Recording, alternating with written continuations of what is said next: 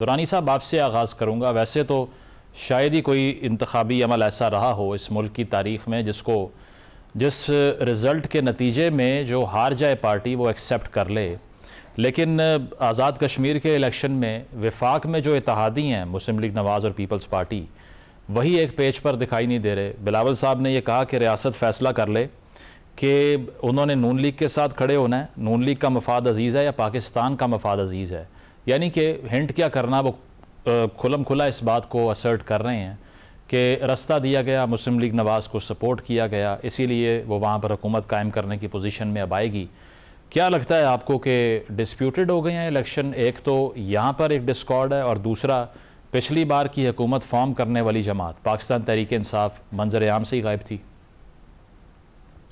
بسم اللہ الرحمن الرحیم۔ ایک تو آپ نے ہمارے انتہائی قریبی دوست اختیار ولی صاحب کو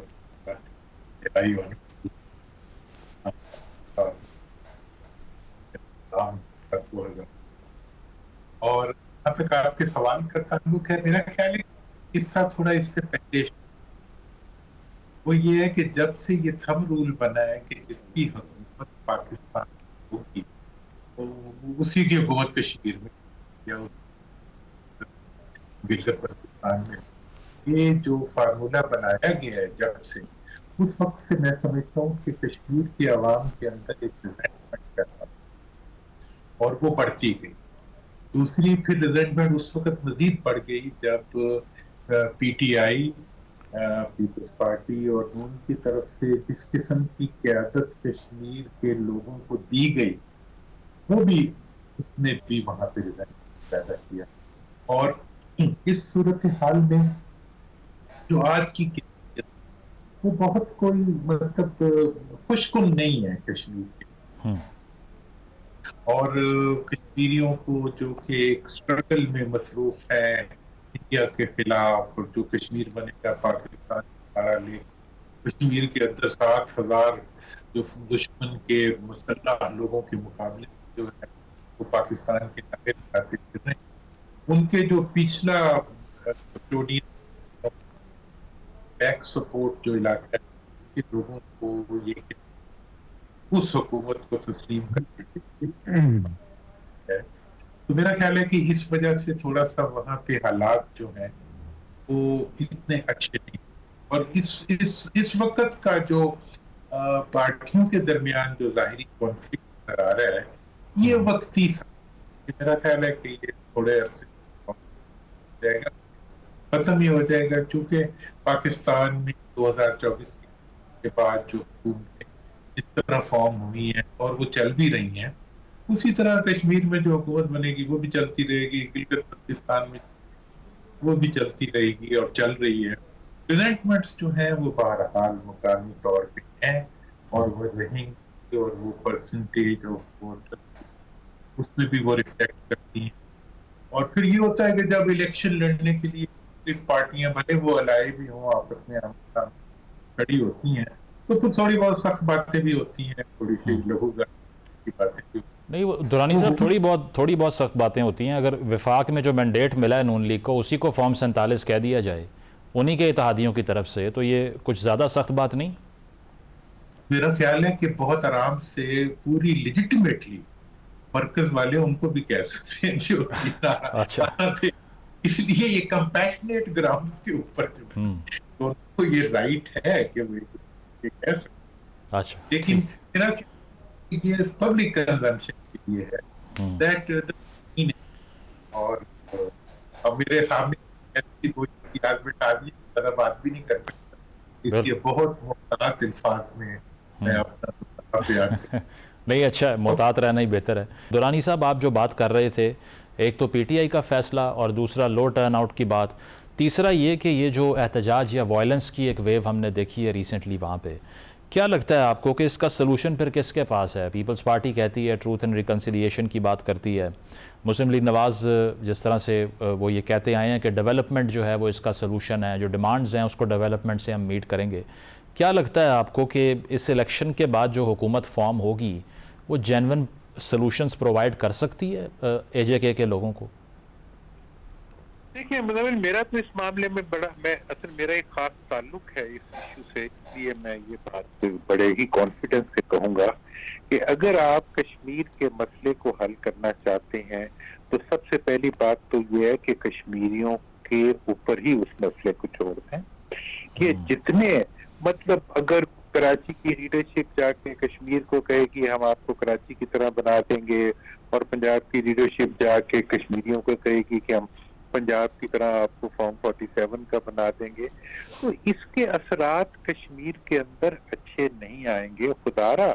یہ کشمیر وہ جگہ نہیں ہے جس پہ ہم سیاست کریں یا جس پہ ہم اپنے اختلافات کی بنیاد کے اوپر جو ہے ایک دوسرے کو اونچا نیچا دکھائیں. آپ کو اب یہ آپ دیکھیں تاریخ کیا بتاتی ہے کہ یہ جو سیٹیں ہیں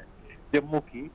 یہ بھٹو صاحب نے 3 سیٹیں انٹروڈیوس کرائی تھی جو کرتے کرتے 12 ہو گئی. جی یہ اس کے بعد اب آپ دیکھیں کہ ان سیٹوں کو کس پرپس کے لیے آپ استعمال کرتے ہیں.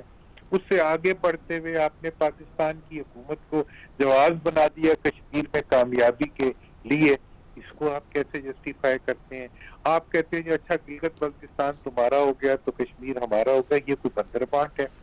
لہذا میں اب کوئی اس وقت ایسی بات نہیں کرنا چاہتا، لیکن میں یہ چاہوں گا کہ اور اب آپ دیکھ لیں جو ساری ڈسکشن میں ہم یہ چیز اسٹیبلش کرنے کی کوشش کر رہے ہیں کہ پیپلز پارٹی اور نون کی جو ہے وہ وہاں کوئی بہت بڑا وہاں پہ ایک مارکا ہو رہا ہے. کون سا مارکا ہو رہا ہے؟ کس کے درمیان مارکا ہو رہا ہے؟ کوئی انتظامی مارکا ہو رہا ہے اور انتظامی مشینری کے درمیان ہی ہو رہا ہے اور آپس میں ہی مطلب ہو رہا ہے. میں اگر یہ میں آپ کو چلے آج میں لکھ کے دے دیتا ہوں، اگر اس کا کوئی اثر 4 دن کے بعد پاکستان کی سیاست پہ پڑ گیا تو میں بھی آپ کے سامنے ہوں گا اور یہ بھی آپ کے سامنے ہوں گے. تو اس کا کوئی اثرات پاکستان کی سیاست کے اوپر، پاکستان کی حکومت کے اوپر نہیں پڑنے گے. یہ اس وقت کا ایک ٹھیک ہے ذرا ایک ایشو ہے جس کو آپ بھی ڈسکس کر رہے ہیں، ہم بھی اس پہ کامنٹ کر رہے ہیں. لیکن میری تو پوری خواہش ہوگی کہ یہ جو پارٹیاں ہیں جو کہ اس وقت پاکستان میں حکمران ہیں، انہیں چاہیے کہ یہ ایک دیکھیں کشمیریوں نے، اندر والے کشمیریوں نے ابھی تک مین سٹریم انڈین پارٹیز کو کشمیر میں ویلکم نہیں کیا. وہ ابھی تک وہ اپنی پارٹی، کشمیر کی بھی ہماری یہی روایت تھی کہ کشمیر کے اندر جو تھے کشمیر کی اپنی پارٹیاں الیکشن لڑا کرتی تھی اور اپنے طریقے سے ان کے انتخابات ہوتے تھے. اب اگر ہم ان کو بھی اپنی مین سٹریم پالیٹکس کا ایک حصہ بنائیں گے اور اسی قسم کی پریکٹسز وہاں انٹروڈیوس کریں گے جو پریکٹسز ہم پاکستان میں کرتے ہیں، تو اس کے اثرات مجھے یہ اندیشہ ہے، اللہ کرے میں غلط ہوں، میری یہ ججمنٹ غلط ہو، اس کے اثرات اچھے مرتب نہیں ہو رہے. اور پچھلے جو 3 4 5 لیڈرشپ جس قسم کی ہم نے کشمیریوں کو پہ امپوز کی ہیں اس کے بھی اثرات اچھے مرتب نہیں ہوئے. اور آج جو کشمیر کے حالات ہیں وہ بہت ٹھیک نہیں ہے. اور دوسری طرف یہ ہے کہ ہمیں چیلنجز آپ دیکھیں کہ مطلب پورے پاکستان میں دہشت گردی کا جو چیلنج اس وقت ہم فیس کر رہے ہیں، کیا اس کے پیچھے ہماری گورننس کی کمزوریاں نہیں ہیں؟ کیا بار بار آرمی کو یہ نہیں کہنا پڑتا کہ گورننس کی ویکنیسز کو ہمارے شہدا اپنی خون سے پورا کر رہے ہیں؟ اب ویک گورننس دینے والے ایلیمنٹس کو اگر ہم کشمیر میں جا کے امپوز کریں گے تو کشمیر کے حالات کو بھی وہ کہتے ہیں. لیکن درانی صاحب آپ جو بات کر رہے ہیں اس سے تو پھر یہ شبہ بھی ہوتا ہے کہ اگلے جو 2 مختلف ایسپیکٹس ہیں اس الیکشن کے، کیونکہ یہ مرحلہ وار انتخاب ہے، اب 2 مرحلے اس کے اب بھی باقی ہیں، تو یہ تو پھر چیلنج ہوگا اس کو پیسفلی ایگزیکیوٹ کروانا یا کریڈیبلٹی مینٹین رکھنا اس کا نون لیگ کے لیے بھی. Do you agree? میں تو یہ سمجھتا ہوں کہ یہ چیلنج جو ہے، دیکھیں یہ چیلنج پورے ملک میں نون لیگ کے لیے بنتا جا رہا ہے. یہ چیلنج جو ہے پورے، میں تو نون لیگ نہیں کہوں گا، میں تو بلکہ کولیشن پی ڈی ایم کہوں گا کہ مطلب پی ڈی ایم کی لیڈرشپ کے لیے یہ ایک چیلنج ہے. اور ہم تو سمجھتے ہیں کہ دیکھیں اس وقت تو بہرحال ان سے بڑا کوئی پولیٹیکل اینٹی اس وقت پاکستان میں موجود نہیں ہے. میاں نواز شریف صاحب سے یا زرداری صاحب سے یا بلاول صاحب سے ان کا ایک بہرحال ایک بیک گراؤنڈ ہے، ان کی فیملیز کا ایک سیکریفائس ہے پاکستان کی سیاست کے لیے. لیکن اب یہ وقت آ گیا ہے کہ ریٹروسپیکٹو کی ضرورت ہے، تھوڑا سا اپنے اندر جھانکنے کی ضرورت ہے، تھوڑا اپنے آپ کو ری ایویلویٹ کرنے کی ضرورت ہے، کیونکہ کشمیر کا ایشو ہے. میں کہتا ہوں پاکستان کے ساتھ 2024 کے الیکشن میں جو کچھ ہو گیا، آپ کچھ مانے یا نہ مانے، آپ کہیں سب کچھ ٹھیک ہو گیا، ہم چپ کر جائیں گے، لیکن کشمیر کے اوپر ہم ہاتھ باندھ کے یہ گزارش کریں گے کہ کشمیریوں سے وہ سلوک نہ کریں ایگزیکٹلی جو ہے ہمارے مستقبل کو بہت ہی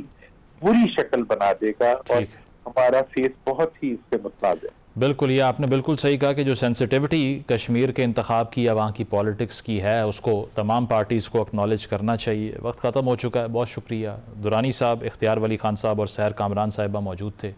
بریک لیتے ہیں، بریک کے بعد واپس آئیں گے۔ Stay with us.